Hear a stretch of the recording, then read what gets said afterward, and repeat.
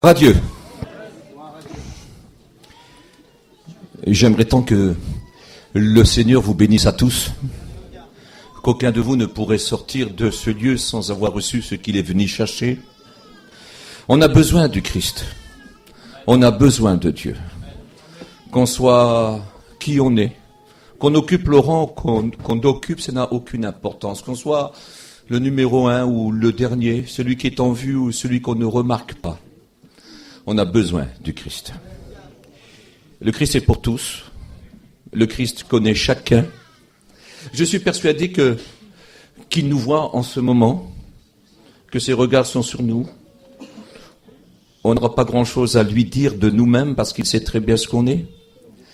Il est écrit qu'il ne fallait pas qu'on lui rende témoignage d'un homme parce qu'il savait ce qu'il y avait dans l'homme. Oh, il ne connaît pas simplement ce qui est mal en nous, il connaît aussi ce qui est bien. Il connaît aussi nos problèmes, nos difficultés, nos chagrins, nos peurs, parce que quel est l'homme qui n'a jamais peur? Et la peur est effroyable parce que souvent elle fait faire des folies aux hommes et aux femmes. Il connaît les hommes. Il sait ce qu'il y a au plus profond de nous. Il connaît nos rêves les plus cachés. Avant que la parole est sur nos lèvres, déjà il la connaît tout entière.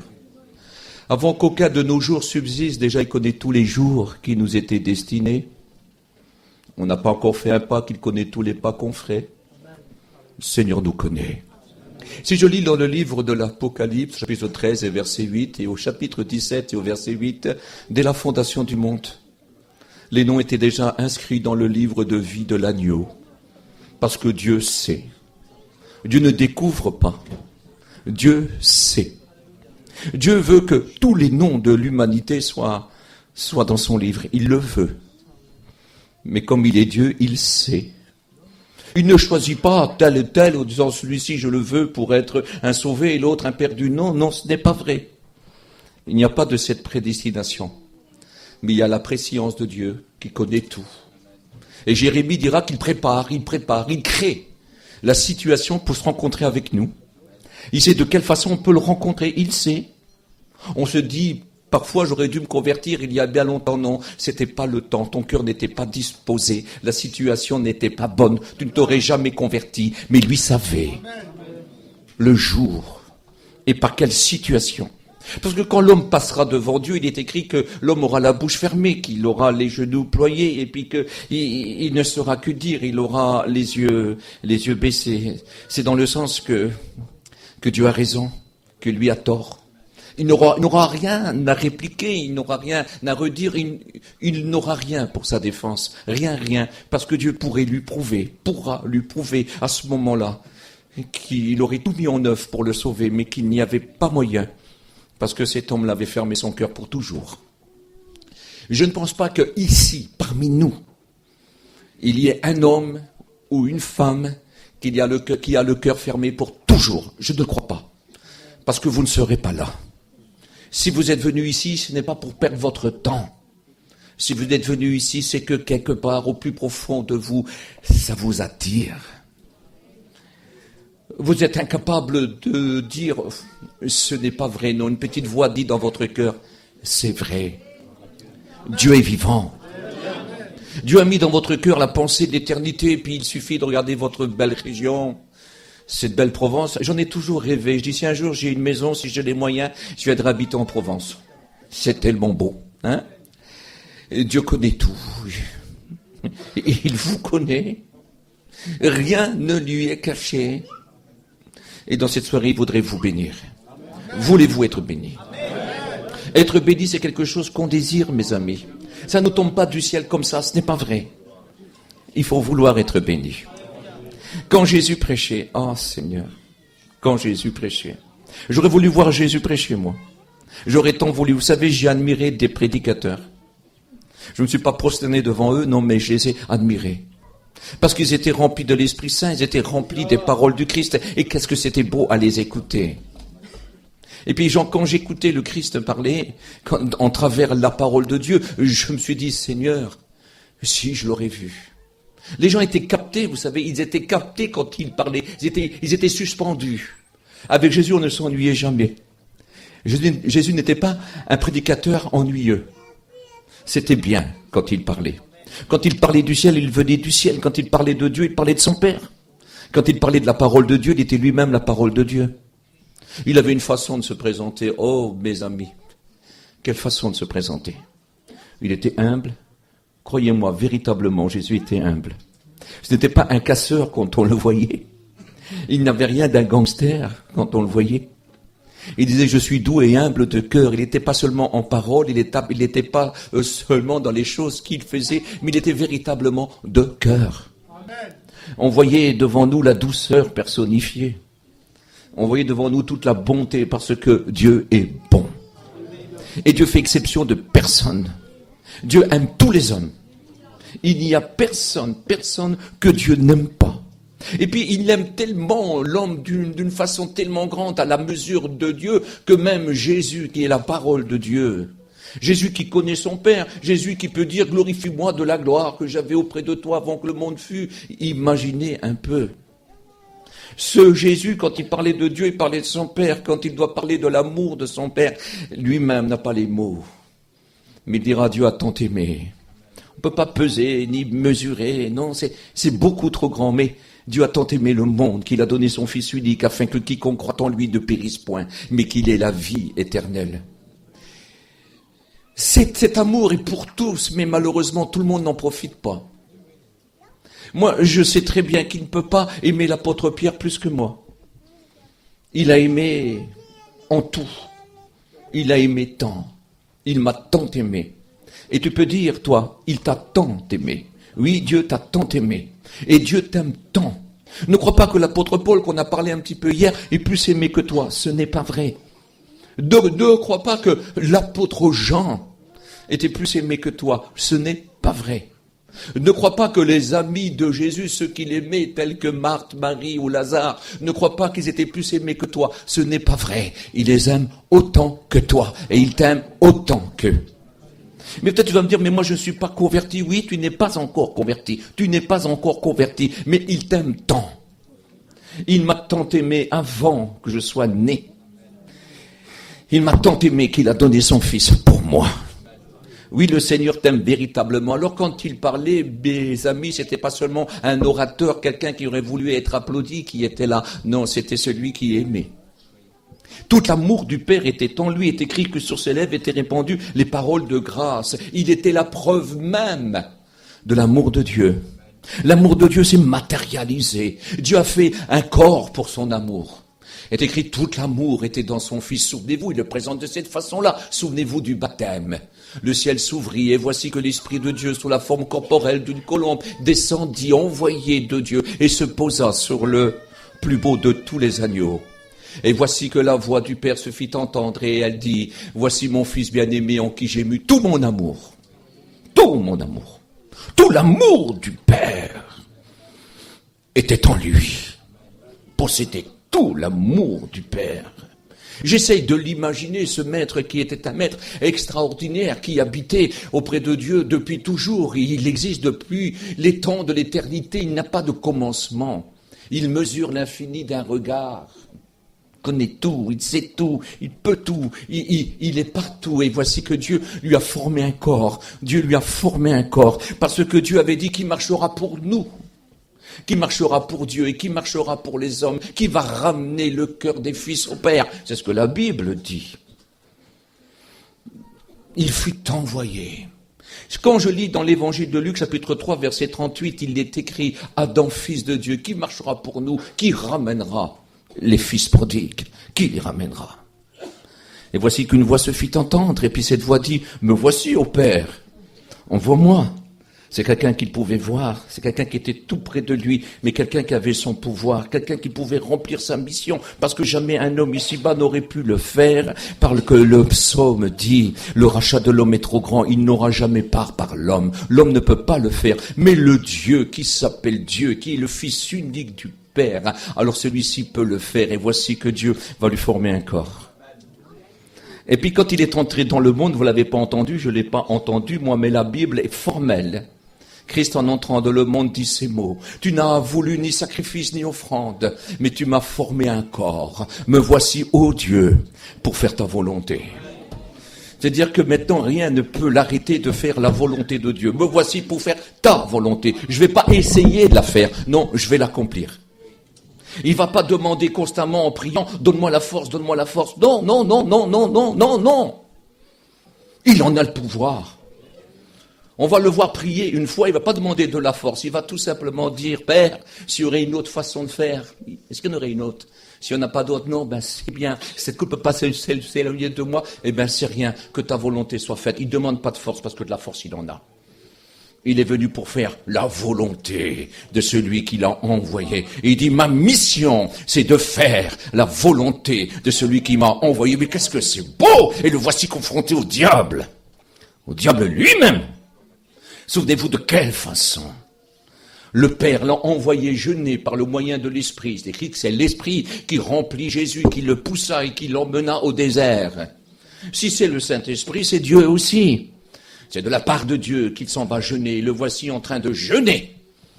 Et pendant 40 jours et 40 nuits, il ne mangea pas. Il jeûna. Et au bout de 40 jours et de 40 nuits, il eut faim. Mais alors une faim attisée en même temps par le tentateur. Il dit que le diable était là. Et le diable lui dit, mais comme tu es fils de Dieu, prouve-le. Si tu es un manouche, ben parle manouche. Prouve-le. Écoute, tu vas faire une chose. Ordonne que ces pierres deviennent du pain. Pour Dieu, c'est facile. S'il aurait voulu les transformer en or ou en pain d'épices. Puis pas seulement les pierres, mais la terre entière, et la lune aussi, et le soleil aussi. Il aurait pu le faire. Mais il ne l'a pas fait. Et puis il se dresse triomphant. Donc c'était un triomphant, c'était pas un créatif. Ne croyez pas qu'il tremblait devant Satan. Hein. Il se dresse devant lui en disant, il est écrit. Et ça c'est une promesse pour moi et pour toi. Prends-la la lettre. Que l'homme vivra pas seulement de pain, mais de toute parole qui sort de la bouche de Dieu. Oh, qu'est-ce que c'est beau, quelle belle promesse. C'est une menace pour Satan. Il le remet à sa place et en même temps il fait une promesse. L'homme vivra pas seulement de pain. Il dit pas l'homme vit. Il aurait pu dire l'homme vit pas seulement de pain, mais toute parole qui sort de la bouche de Dieu. Non, il a dit non, l'homme ne vivra pas seulement de pain, mais de toute parole qui sort de la bouche de Dieu. Il fait la promesse qu'un jour, toi et moi, on deviendra capable de se nourrir de la parole de Dieu, de vivre de la parole de Dieu. Mais qu'est-ce que c'est beau, non? Mais qu'est-ce que c'est beau! Mais quel triomphe! Le Seigneur est puissant, mais quelle menace! Mais bien sûr, c'est celui qui est prophétisé dans Genèse 3,15. La postérité de la femme va t'écraser la tête. Et voici celui qui est né de la femme est apparu. Il lui dit, l'homme vivra pas seulement de pain. Toi qui l'as détourné du droit chemin. Toi qui lui as fait tomber le drapeau de l'obéissance. Le drapeau du ciel. Tu lui as enlevé de ses mains. Mais moi, le second attend. Je reprends le drapeau. Et je dis, l'homme vivra pas seulement de pain, mais de toute parole qui sort de la bouche de Dieu. Mais quel cadeau! Quel beau cadeau, mais quelle belle espérance. Je m'excuse, ce n'est pas de la religion, ça. C'est Dieu avec nous. C'est l'œuvre accomplie par Jésus-Christ. Notre Seigneur est fort, notre Seigneur est beau, notre Seigneur est merveilleux. Et voici celui qui est la solution, celui qui doit redresser notre tête. Celui qui doit faire que Dieu redevienne véritablement notre Dieu, bien que Dieu n'a jamais abandonné l'homme, vous le savez très bien. Certains penseraient, parce que nous avons été chassés d'Éden, nous avons eu les ponts coupés avec Dieu. Dieu ne nous aimait plus, nous avait chassés, non, chassés d'Éden, punis, mais jamais sans Dieu. Dieu a toujours resté là. Dieu a toujours resté là. Adam savait que Dieu était là. Il se met à prier, voici qu'il a un fils qu'il appelle Caïn, et il dit, avec l'aide de Dieu, nous avons eu un fils. Ils ont fait des offrandes à Dieu. Ils ont invoqué Dieu. Dieu a toujours été là. Oh, la colère de Dieu ne dure qu'un instant, mais pas sa miséricorde. Sa miséricorde, c'est pour l'éternité. Et sa miséricorde porte un nom, Jésus. Jésus, Jésus, Jésus, Jésus, Jésus. Il y a quelques années de cela, j'étais faire une mission à Béziers. J'étais fatigué quand je suis arrivé, que j'en avais du mal à entendre ma voix quand je prêchais. Et puis ce jour-là, ils avaient pris une grande salle et réuni plusieurs églises. Qu'est-ce qu'ils avaient fait là? Je n'en pouvais plus. Et j'ai prêché Jésus, Jésus, Jésus le matin, Jésus à midi, tout bêtement, Jésus le soir, Jésus à sa naissance, parce que remettez toujours vos enfants à Jésus-Christ. Et puis quand on devient un jeune homme, il nous faut Jésus. Et puis quand on se marie, il nous faut Jésus. Et puis quand on devient vieux, il nous faut Jésus. Et quand on va mourir, il nous faut Jésus. Et puis Jésus face à tous les dangers. Et Jésus face à tous les problèmes. Alors j'ai dit Jésus, Jésus, Jésus, Jésus, Jésus, Jésus. Tout simplement Jésus, Jésus. Et au bout de 10 minutes, je me suis tué. J'étais éteint, j'avais plus de force. J'ai continué la mission, je suis rentré chez moi et quelques mois après, je suis retourné. Et puis, avant de rentrer dans la salle, j'ai vu un homme venir vers moi, un petit trapu, bien fort. Et puis, il est arrivé. Je dis, mon sauveur, j'espère que j'ai rien fait à cet homme. Il s'est approché, il m'a dit, tu as passé comme ça. Oui, mon frère, oui, c'est moi. Il m'a dit, tu as dit Jésus, Jésus, Jésus. Oui, mon frère, je dis Jésus, Jésus, Jésus. Il m'a dit, tu sais, j'étais un drogué. Mais toxicomane à un point. Vous savez, c'est pas le petit pétard qu'on fume dans une auto le soir. Non, il était vraiment ce qu'on appelle un toxicomane. Et puis il disait, j'étais malade en plus, malade. Mon foyer était foutu, mes parents étaient malheureux, tout était fini, je n'avais plus de santé, plus rien. Mais depuis que tu as passé, que tu as dit Jésus, Jésus, pour moi aujourd'hui c'est Jésus, Jésus, Jésus. Je suis délivré, je suis guéri, je me drogue plus, j'ai mon foyer, je travaille, je suis heureux. Ça, c'est Jésus. Parce que l'homme vivra pas seulement de pain, mais de toute parole qui sort de la bouche de Dieu.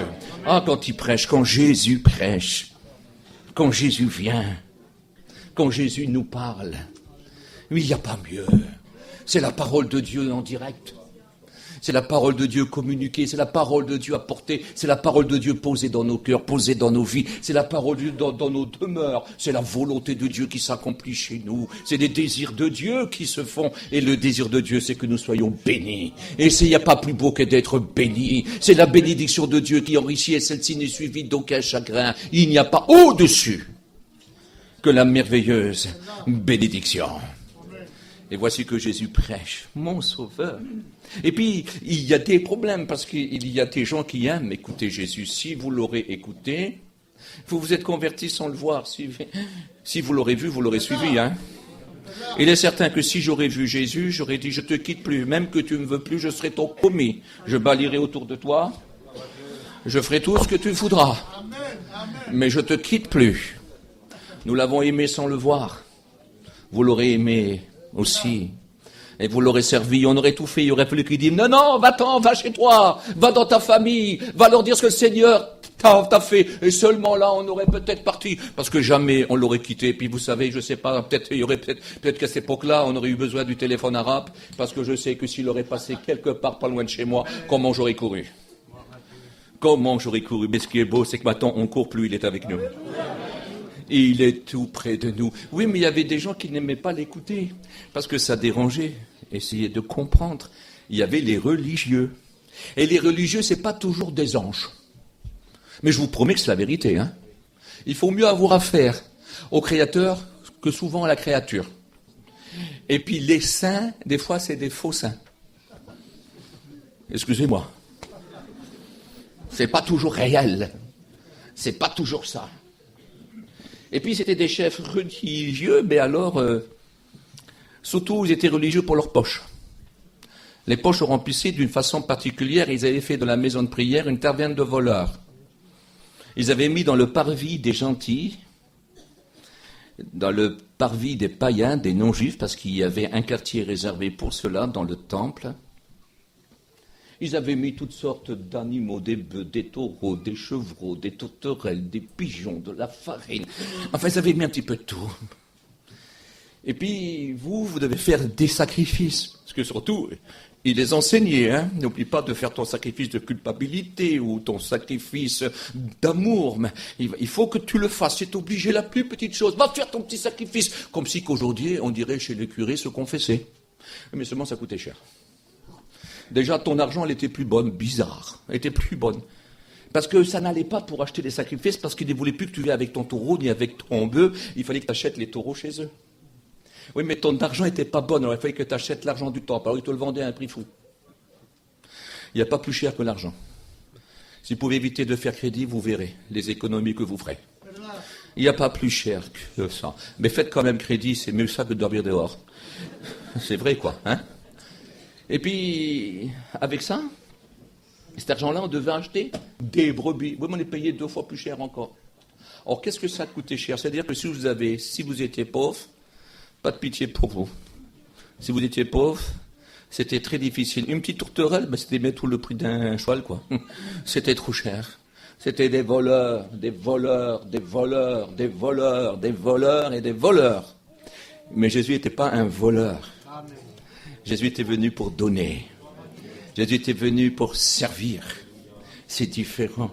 Or, quelqu'un qui se sentait sale au plus profond de son cœur, il venait vers Jésus, tenait un témoignage. Jésus se trouve à Capernaum, parce qu'à l'âge de 30 ans, il a quitté Nazareth pour demeurer à Capernaum, au bord de la mer. On croit toujours qu'il reste dans la maison de l'apôtre Pierre, mais non. Il avait sa demeure. Jésus était charpentier. Et quand on est charpentier à cette époque-là, on est capable de construire une maison complète. Et n'oubliez pas qu'il fut charpentier jusqu'à l'âge de 30 ans. Quand il dit « je n'ai ni maison, ni endroit pour reposer ma tête », mais il a une maison à Nazareth, il a ce qu'il faut à Capernaum. C'est-à-dire que dans sa mission, il n'y a rien qui compte. Il n'y a rien qui compte. Il a de quoi dormir, mais il ne perd pas son temps. Il préfère être, je sais pas moi, il préfère être à Bethsaïda pour guérir tous les malades, pour venir au secours des pécheurs, que de retourner le soir à Capernaum. Est-ce que vous comprenez? Il retournait souvent à Capernaum, c'était, il faut le dire, son quartier général. Mais il s'était mis là, au bord de la mer, à Capernaum. Et un jour, on a su qu'il était à la maison. On n'a pas dit à la maison de Pierre. Non, c'est chez Jésus. Chez lui, ça. Oui, mais devant chez lui, il y a trop de monde. Il y a du monde qui vient de partout. Parce que Jésus donne tout à l'œil. Il ne demande pas de sous pour le boiteux. Et puis il ne lui reproche rien. Parce qu'à l'époque, quand on était boiteux, on croyait qu'on était body. Souvenez-vous, un aveugle né. Juste à côté du temple, Jésus passe. Les disciples disent, mais qui a péché pour qu'il soit né aveugle, lui ou ses parents? Mais il va dire, mais ce n'est pas que ses parents ou lui ont péché, c'est à fait que la gloire de Dieu se manifeste en lui. Et voici, il le guérit.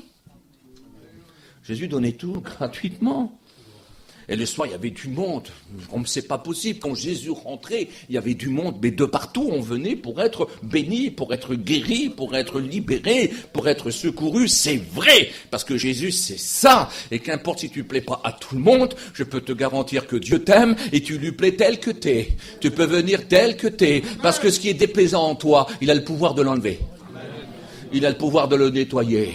C'est pas de la religion, ça, hein. Vous n'avez pas fait attention. Je parle pas de curé, je parle pas de pasteur, je parle pas de rabbin, je parle pas d'imam. Non, je parle pas de toutes ces choses. Je parle de Jésus. Parce que la religion ne sauve pas. Celui qui sauve, c'est Jésus-Christ. Il les guérissait tous. Et puis voici qu'il y avait des hommes qui avaient une foi, mais alors une foi remarquable. Et qui en plus, ils ont voulu mettre leur foi en pratique. Parmi ces hommes, il y a un infirme de la tête aux pieds, qu'on est obligé de porter sur un lit tellement qu'il est infirmé. Il y croit. Il y croit fermement. Oui, mais voilà, il n'y a pas de place. On ne peut pas rentrer. Alors comme il y a le petit escalier extérieur qui monte sur la plateforme d'en haut, on y va, puis vous savez, en haut c'est du bitume avec des branches, avec des petites pierres de terre, d'argile, c'est facile à découvrir, et on découvre. Moi, j'essaye de comprendre, je vois Jésus en train de prêcher, toute cette foule-là. Imaginez en cet instant que le toit se découvre, et des petits morceaux de goudron, je ne sais pas, des petits morceaux d'arbres, je veux dire, de branches qui tombent, ça fait du bruit, tout le monde a les regards. D'un seul coup, on voit passer un grabat avec un homme. Mais il est écrit que ces 5 hommes-là, les 4 qui le portent et celui qui est dans le grabat, a de la foi. Car Jésus dit, voyons leur foi. Voyant leur foi. Mais j'essaye de comprendre, moi. J'essaie de comprendre ce qui se passe là. Parce que, écoutez, Jésus en jette. Hein. Jésus, ce n'est pas n'importe qui. Ce n'est pas seulement le bon docteur. C'est beaucoup plus grand que ça.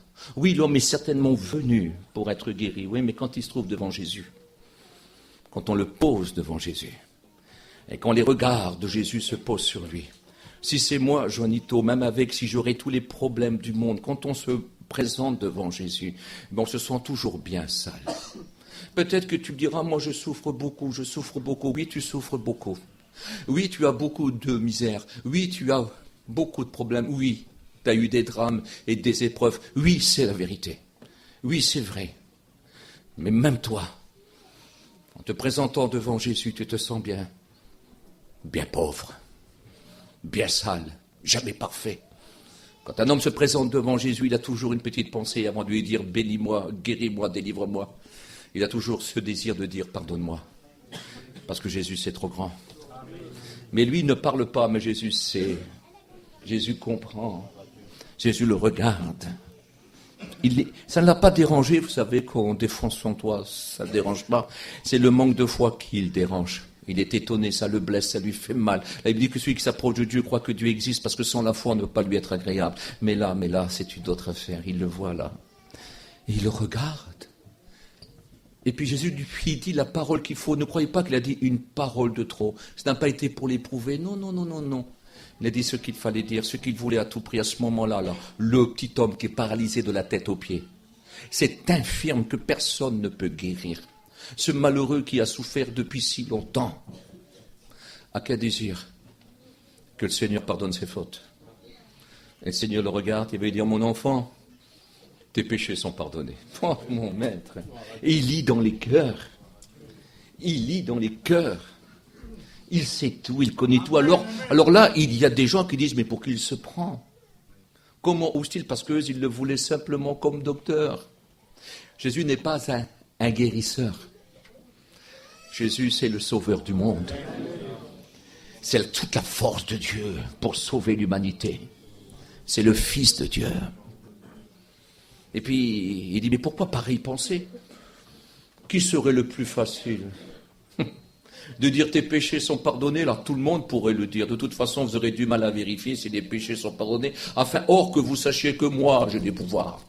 Le pouvoir de pardonner l'homme comme le créateur de l'homme. J'ai le pouvoir. Parce que cet homme qui est paralytique, là, c'est pas un docteur qui va lui dire, lève-toi et marche, hein.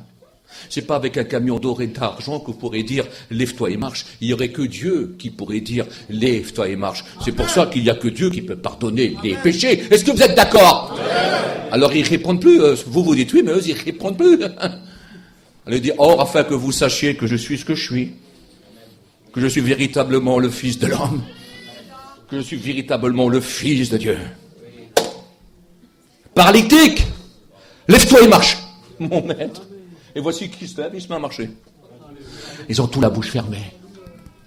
Ils ne savent plus quoi faire. Jésus est véritablement Dieu. Il est écrit que Dieu était en Christ réconciliant le monde avec lui-même. Il est écrit qu'il a fait la paix avec lui-même par le sang de sa croix. Colossiens chapitre 1, verset 20. C'est une assurance, ça. Et puis voici qu'il s'est levé, il s'est mis à marcher. Ah, quand Jésus prêche. Quand Jésus est quelque part. Moi, je crois qu'il est là parce qu'il en a fait la promesse. Ce n'est pas lui qui prêche, c'est moi. Mais je dis les mots qu'il a dit. Jésus est là avec son même pouvoir, avec sa même grandeur. Tout est possible à lui. Un jour, tenez, vous lirez ça dans l'évangile de Luc au chapitre 7. Il y avait des gens qui ne l'aimaient pas, je vous l'ai dit tout à l'heure. Ils ont dit, il faut l'arrêter, il faut le faire taire parce qu'il fait trop de grandes choses. Il en fait trop. Tout le monde va à lui. Ils ne viennent plus chez nous et on ne gagne plus de sous. On ne peut plus tromper personne. Ils s'en vont vers celui qui dit qu'il est la vérité. Puis il est véritablement la vérité, parce que la vérité c'est quoi? C'est de faire ce qu'on dit. Et Jésus faisait ce qu'il disait. Tout changeait quand on venait devant lui. On va dire, mais c'est simple. On va l'arrêter, oui, mais la foule est nombreuse. Alors ils ont dit à des soldats, quand la foule va se dissiper, vous le suivrez à lui et vous le ramasserez. Hein. Et vous allez nous l'emmener. Oui, mais voici que le temps passe, puis ils voient y arriver les soldats tout seuls. Et ils vont lui dire, mais comme ça se fait, vous ne l'avez pas emmené, mais on ne peut pas. Jamais un homme n'a parlé comme cet homme.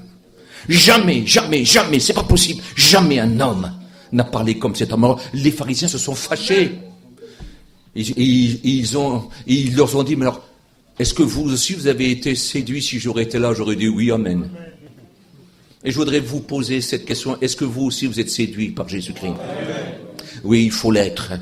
Parce que ce n'est pas une séduction en vain, c'est une vérité. La Bible dit qu'il parlerait à nos cœurs et qu'il nous séduirait. Mais quand il parle à nos cœurs, c'est qu'il parle à nos vies. Et c'est qu'il veut changer d'autres vies. Et il nous offre une vie séduisante. Une vie qui vaut la peine d'être vécue. Une véritable vie. Une vie qui a un but. Si vous souvenez-vous, lisez dans l'évangile de Matthieu, chapitre 13, au verset 44. Jésus parle, prêche d'une façon particulière. Tout le monde peut le comprendre. Les grands comme les petits. Son message n'est pas compliqué et il n'est pas ennuyeux. voici qui parle.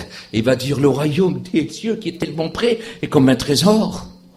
Et ce trésor est caché dans un champ. Et puis voici qu'un homme qui possède de grands biens, a vu ce trésor-là.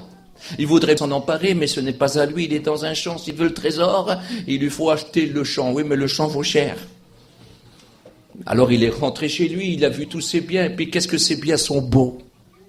Ces biens sont en abondance, c'est un homme qui est bien, c'est un homme qui a réussi dans sa vie. Oui, mais il vient de voir quelque chose de particulier.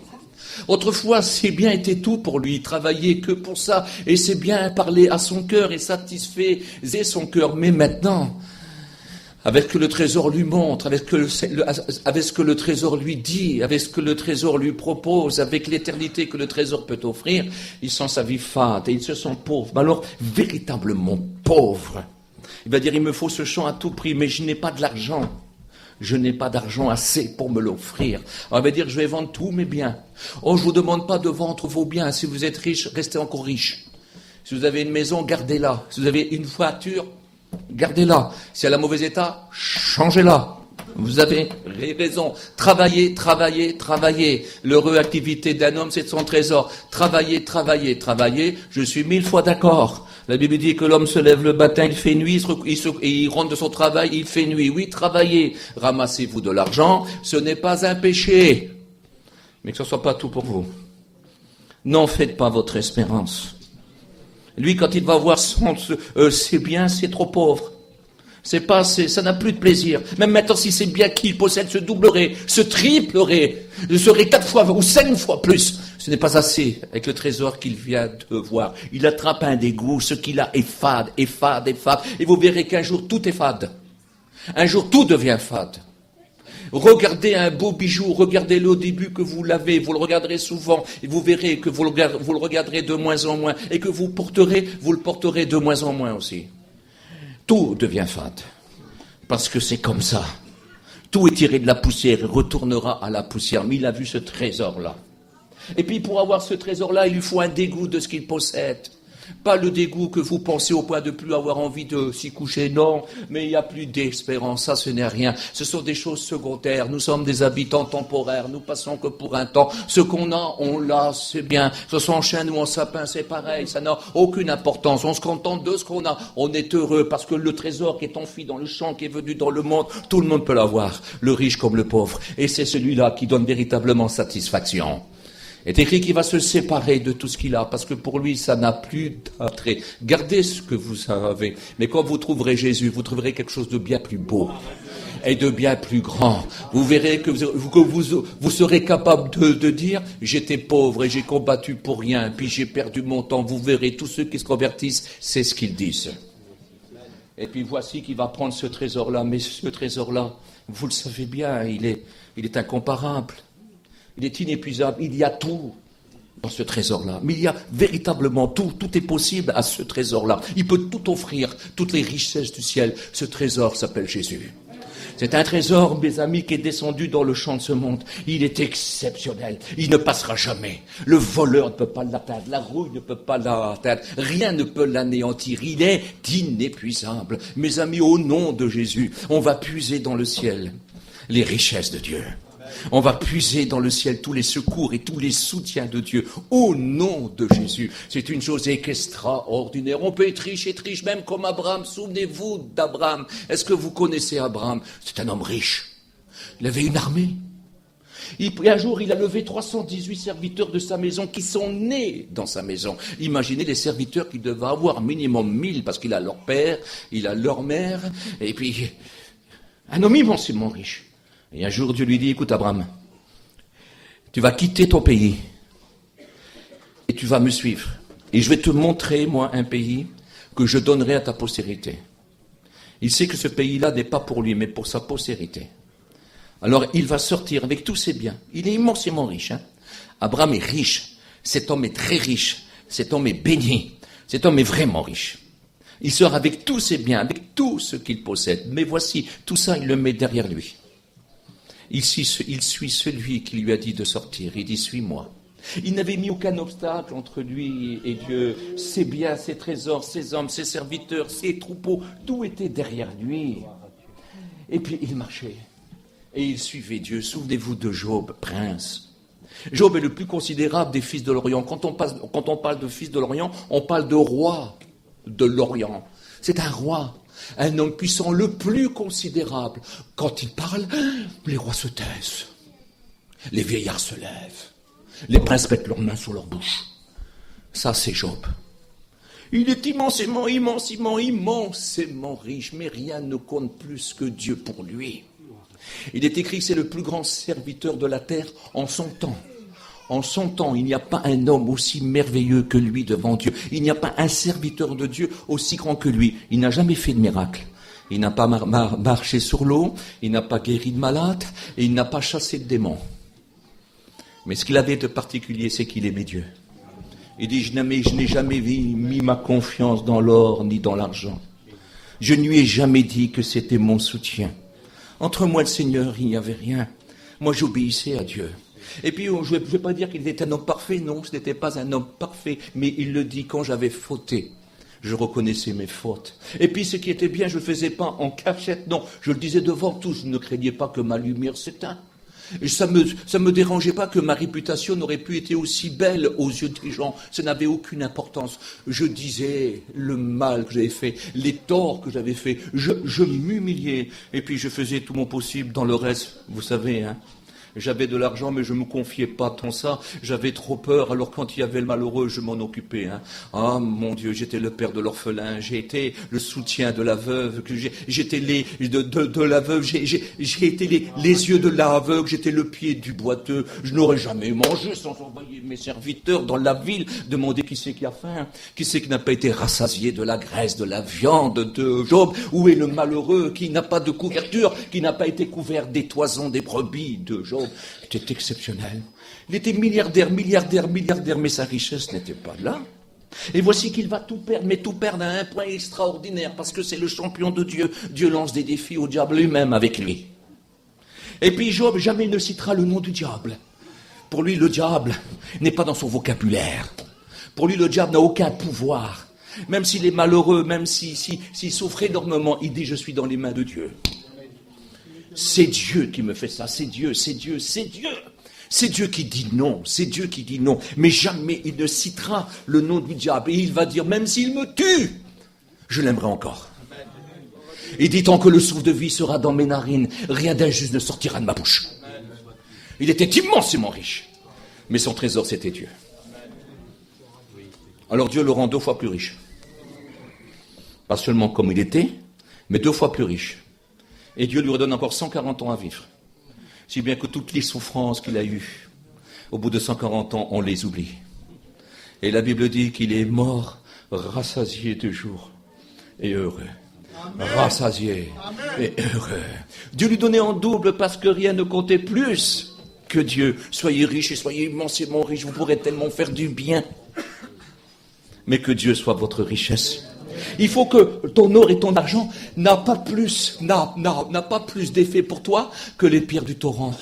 La Bible dit, prends l'or d'Ophir, le plus fin, l'or blanc, jette-le dans le torrent, dans les pierres du torrent, que ça n'a pas plus de valeur que la poussière et que les pierres du torrent. On ne dit pas de les jeter, mais à côté de Dieu, que ça n'a pas plus de valeur. De toute façon, on n'ira pas avec Dieu. Je peux vous garantir, quand il enlèvera les corps, quand il fera monter les hommes au ciel, les bagues, les lunettes en or, tout l'argent, les boucles en argent, tout ça restera là. Il n'en a pas besoin. Mais il ne t'empêche pas d'en avoir. Je le répète, hein. Il ne t'empêche pas d'en avoir. Il dit, le royaume des cieux, c'est comme un collectionneur. Un collectionneur de perles. Alors là, les gars, il ne faut pas être pauvre, hein. Il y a des perles qui valent des kilos et des kilos et des kilos d'or, hein. C'est un collectionneur de perles. Et puis un jour, dans la vitrine de la vie, il fait rencontre avec une perle. Mais alors une perle, la plus belle de tous. Et elle est dite la perle de grand prix. Quand il la voit, il retourne chez lui, il voit tous ces perles, tous ces diamants, il y a des blancs, il y a des jaunes. Ils sont chers ceux-là. Il les voit, ça n'a plus de valeur. Il vient de voir quelque chose là. Que c'est trop grand, c'est trop beau. Ça vaut plus que tout. Et puis pour lui, ça devient à manger sans sel, ça. Tout ça devient fade.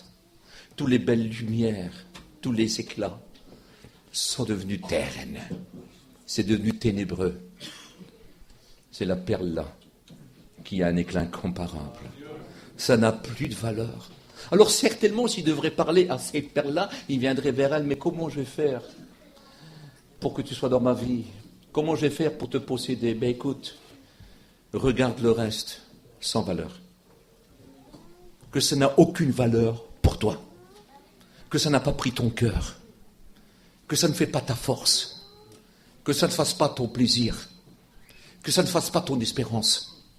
Que ce soit moi ta force. Que ce soit moi ton espérance. Que ce soit moi ton plaisir. Que ce soit moi tout. Il faut que Dieu soit notre tout. Il faut qu'il nous soit précieux. Possède tout, ça ne dérange pas Dieu. Dieu a créé l'or et l'argent.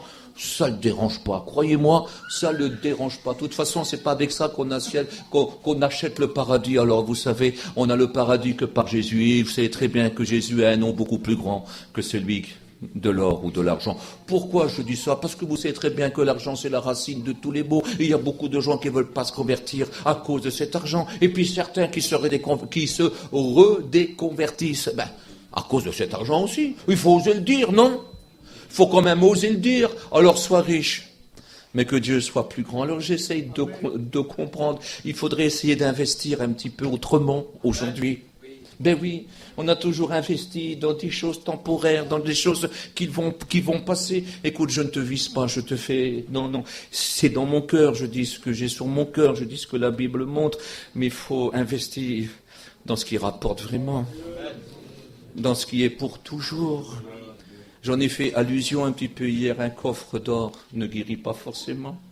Un coffre d'or ne procure pas la paix. À cause de l'argent, des frères sont devenus fratricides. À cause de l'argent, des frères se sont tués, se sont taillis. À cause de l'argent, des pères ont été tués par leurs fils. À cause de l'argent, des familles sont détruites. À cause de l'argent, des familles ne se causent plus.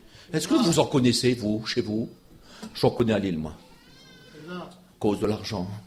Et oui, il faudrait peut-être investir autrement. Moi, j'ai décidé d'investir au ciel. J'ai dit, si tu me suis, il l'a dit au jeune homme riche, parce qu'il était un petit peu spécial. Il dit, tu es bon, tu es bon, tu es bon, tu es bon. D'accord, je suis bon, je suis bien d'accord. Souvenez-vous ce qu'il a fait. Il est venu se jeter aux pieds de Jésus. Il disait dans un des 3 évangiles, il se jette aux pieds de Jésus. Cet homme est jeune, il est beau, puis il est riche, et puis il est gentil, puis il est rempli de qualités immenses. Puis il a une foi qui vous étonnerait. Il a une foi extraordinaire. Chez la plupart de la classe religieuse s'est levée contre Jésus. Lui, il sait que Jésus dit la vérité. Il sait que Jésus a le pouvoir de lui dire comment il faut être. Qu'est-ce qu'il faut faire pour être sauvé? Il le sait. Puis il va vers lui en lui disant, bon maître, que faut-il faire pour hériter la vie éternelle? Et Jésus lui dit, mais pourquoi tu m'appelles bon? Il n'y a que Dieu qui est bon. Pourtant, lui, il sait à qui il a affaire. Il sait que celui-ci est vraiment ce qu'il prêche. Il sait très bien qu'il est le Fils de Dieu. Autrement, jamais il aurait parti tout triste. Il sait très bien qu'il est le Fils de Dieu. Il sait très bien qu'il est le Messie. Il le sait très bien. Mais il préfère son argent. C'est son argent qui est bon. C'est son argent qui est meilleur. C'est son argent qui est plus grand. Il dit, mais pourquoi tu me dis bon? Il n'y a que Dieu qui est bon, mais Dieu est plus grand que l'argent. Pourquoi tu me dis bon? Est-ce que l'or et ton argent ne seraient pas ton Dieu? Il te manque une chose, change de Dieu. Non? Change de Dieu. L'autre est un faux Dieu. Moi, je suis le vrai Dieu. Viens, change de Dieu. Laisse ça pour les tromper, laisse ça pour les égarer, laisse ça pour ceux qui se perdent, laisse ça pour ceux qui vont mourir, laisse ça pour les pauvres. Parce qu'il n'y a pas plus pauvre que quand on est sans Dieu. Laisse ça pour les pauvres. Et viens, suis-moi. Et je vais te faire un trésor dans le ciel. Oh, mon petit père. Non, c'est pas beau, ça? Alors, il faudrait investir, je sais pas. Moi, j'ai investi toute ma vie entre ses mains. Vous savez, c'est l'apôtre Paul qui dit ces mots. Il va dire, je sais en qui j'ai cru, je sais qu'il a le pouvoir de garder mon dépôt jusqu'à la fin. Alors, mon dépôt, c'est quoi? C'est pas des lingots d'or, je n'en ai pas. Mais c'est ma vie. C'est mon lendemain. C'est mon éternité. C'est toute ma confiance. C'est la foi que j'ai mis en lui. J'ai mis ma foi. Et j'ai mis tout. Je lui ai tout remis. Je lui ai dit, je ne peux rien faire sans toi. Seigneur, je te remets tout. Sois le maître de toutes choses. J'ai investi. Je suis persuadé que ça rapporte. J'ai mis ça aux banques du ciel. Ça rapporte. Ça rapporte d'une façon particulière. L'éternité ne pourra pas faire que je m'appauvrisse. Le trésor qu'il est en train de me faire au ciel est immense. Est immense. C'est un trésor qui répond à tout. Et voyez-vous, aujourd'hui, dans ce trésor qui est Jésus, vous savez, un trésor, après tout, on est riche pour prendre, pour s'offrir ce qu'on a besoin. Alors moi, tous les jours, comme vous, je ne suis pas plus que vous. Je me mets à prier. Et je dis au nom de Jésus, au nom de mon trésor. Et dans le trésor, je sais qu'il y a la bénédiction pour mon fils, pour mes filles, pour mes beaux-fils, pour mes petits-enfants, pour mon épouse, pour ma famille. Mais je crois au miracle. J'y crois sérieusement, hein. Et je commence à prier, je puise dans ce trésor au nom de Jésus. Imaginez, Jésus nous a tout acquis. Ça a été l'époque des cadeaux. Et puis on a été content que nos parents et surtout nos enfants attendaient que nous, les parents, on offre des cadeaux. Dieu est notre Père en Jésus-Christ. Et Jésus a tout payé. Il a tout acheté. Et il a tout mis chez Jésus, chez Dieu. Chez Dieu, il y a tout. On peut s'approcher avec assurance du trône de la grâce. Et puis, quand je dis au nom de Jésus, quand je me mets à prier, je dis à Dieu de la part de Jésus. Notre Père, c'est de la part de Jésus. Je viens chercher ce que j'ai besoin. Mon fils a besoin de toi. J'ai besoin de toi. Je viens puiser ce qu'il m'a acquis. Je viens chercher mon cadeau. Donne-moi mon cadeau. Excusez-moi, ça paraît peut-être rigolo, mais ça c'est la foi. Ça, ce n'est pas être orgueilleux, non. C'est être simple, c'est être humble. C'est avoir de la foi. De toute façon, plus qu'on aura de la foi, plus qu'on sera humble. Plus qu'on sera simple, plus qu'on ne sera pas compliqué. Parce que la foi ne se complique pas. La foi, ça bénit. Qu'est-ce que c'est beau d'être béni. Voulez-vous être béni? C'est simple. Acceptez Jésus. Dites-lui de rentrer dans votre cœur. Dites-lui que vous l'aimez sincèrement. C'est simple. Souvenez-vous de cette petite femme. C'est une servante, elle est dans un hôtel. Et puis voici qu'un serviteur de Dieu a été tombé dans cet hôtel-là le temps de sa mission. Et puis avant de quitter l'hôtel, il a croisé dans le corridor cette femme-là, cette petite bonne. Et comme il devait attendre ceux qui devaient venir le chercher comme vrai témoin du Christ, il lui a parlé de Jésus. Mais elle avait du mal à comprendre. Elle était un petit peu dure de la feuille.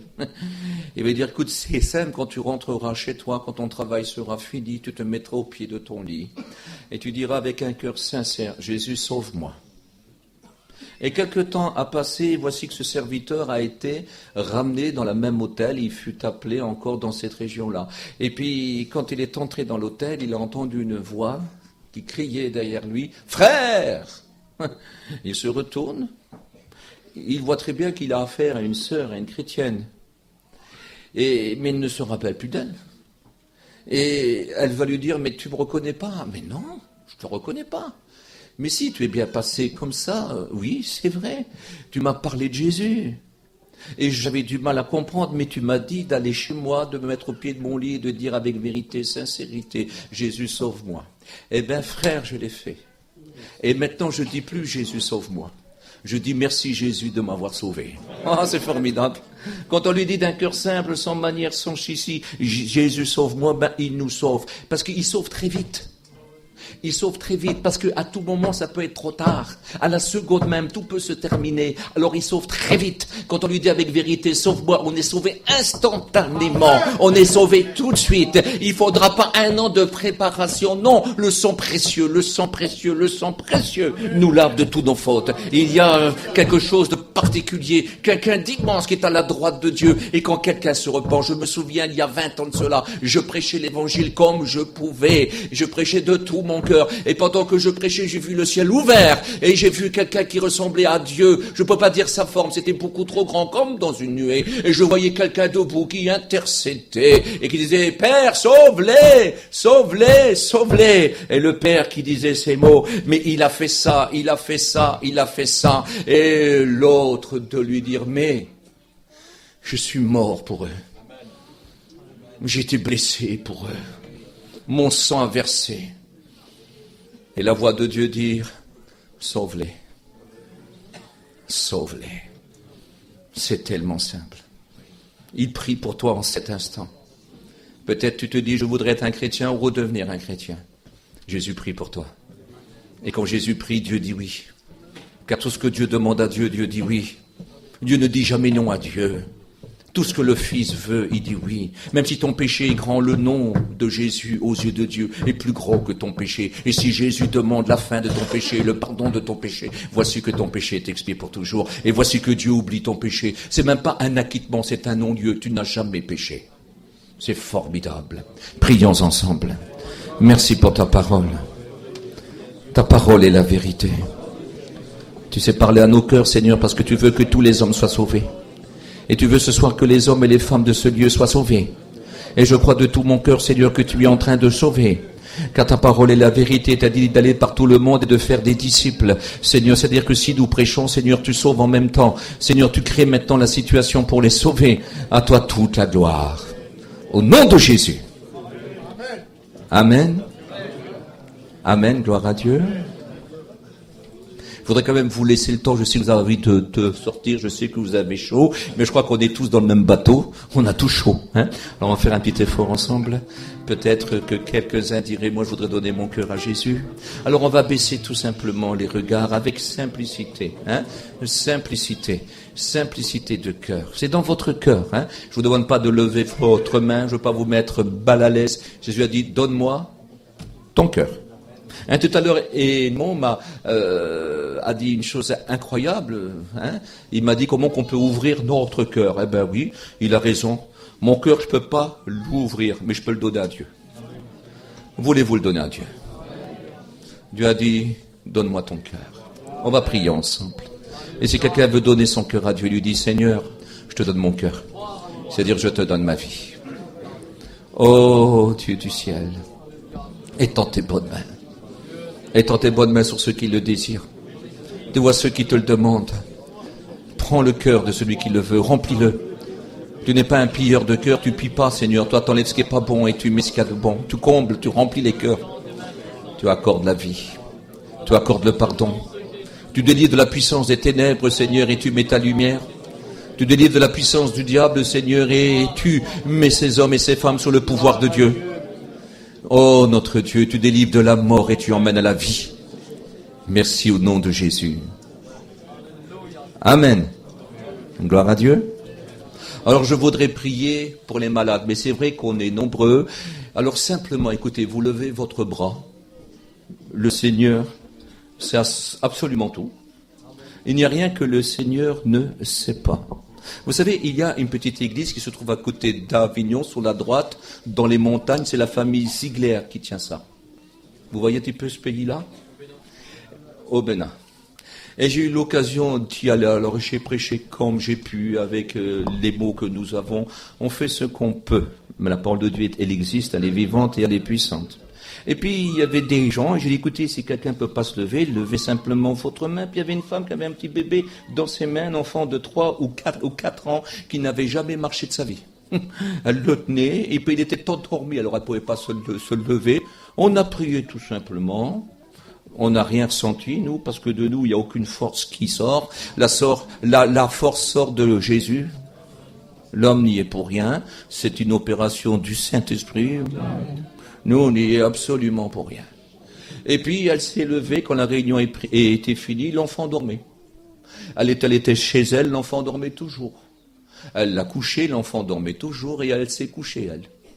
Et le lendemain matin, c'est l'enfant qui l'a réveillé, il courait dans toute la maison. Oh, allez voir. C'est le Seigneur. Ça faisait depuis qu'il est né, il se traînait par terre comme un petit animal.